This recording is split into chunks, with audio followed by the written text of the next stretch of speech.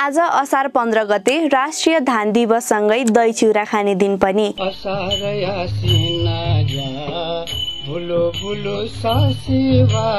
तर विडम्बनाको कुरा नेपाल कृषि प्रधान देश भनिए पनि यही आर्थिक वर्ष 2081-82 को पहिलो 10 महिनामा मात्रै नेपालले करिब 1576 करोडको 2 लाख टन चामल र करिब 1977 करोडको 4,96,000 टन धान विदेशबाट आयात गरेको छ।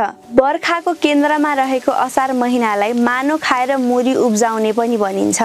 जब बर्खा लागेपछि पानीको थोपाले माटो कोमल बनाउँदै जान्छ तब धानका बिरुवा रोप्ने गर्दछौं। धान रोपाईको मुख्य सिजनको सुरुवात हुने भएकोले असार 15 लाई राष्ट्रिय धान दिवस भनिन्छ। दहीले पाचन सुधार्न, शरीरलाई चिसो राख्न र पोषण दिन मद्दत गर्छ भने चिउरा त धानकै उत्पादन हो।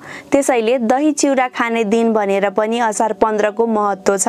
यो आजको दिवस हर्ष र उत्सवका साथ मनाऊ, तर आफ्नै देशको उब्जाउलो जमिनलाई बाँझो छोडेर विदेशी मुलुकमा आफ्नो रगत र पसिना बगाउन पनि अब कम गर्ने कि भनेर सबैले पूर्ण विचार गर्नुपर्छ।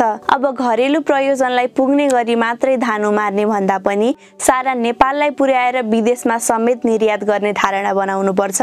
यसमा हामी सबै नेपाली जनताले कृषितर्फ पनि आफ्नो मन बदलिनु पर्छ र साथै नेपाल सरकारले पनि बिउ, पानी, प्रविधि, बजार सबैको सहज व्यवस्था गर्न जरुरी छ। तपाईको व्यक्तिगत धारणा के छ कमेन्ट गरेर हामी सबैसँग शेयर गरिदिनु होला र साथै यो भिडियोलाई पनि लाइक र शेयर गरिदिनु होला। धन्यवाद।